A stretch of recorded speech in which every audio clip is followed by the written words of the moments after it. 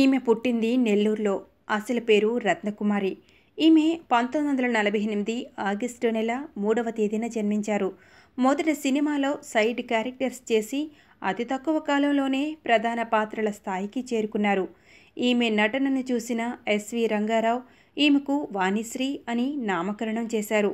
వాణిశ్రీ ఓ డాక్టర్ను పెళ్లి చేసుకుంది. వీరికి 2 సంతానం. అమ్మాయి పేరు అనుపమ, అబ్బాయి పేరు అభినయ్ వెంకట్ కార్తిక్. వీరిద్దరూ కూడా డాక్టర్లే.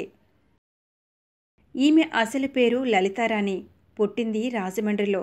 1962 ఏప్రిల్ 3న జన్మించారు. విజయ్ చంద్ర గారు మొదటిసారి జయప్రదను చూసినప్పుడు ఆమె చాలా చిన్నపిల్ల కాగా 9th క్లాస్ చదువుతుంది.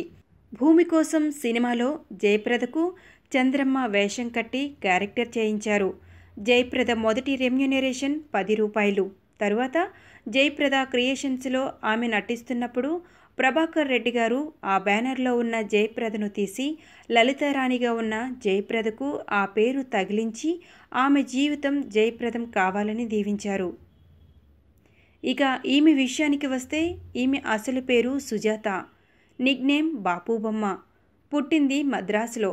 1958 డిసెంబర్ 17న జన్మించారు.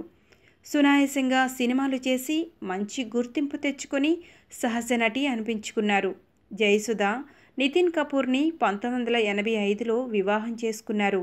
ఈమెకు 2 సంతానం, నిహార్, శ్రేయన్. మీకు ఈ వీడియో నచ్చితే లైక్ చేయండి, షేర్ చేయండి.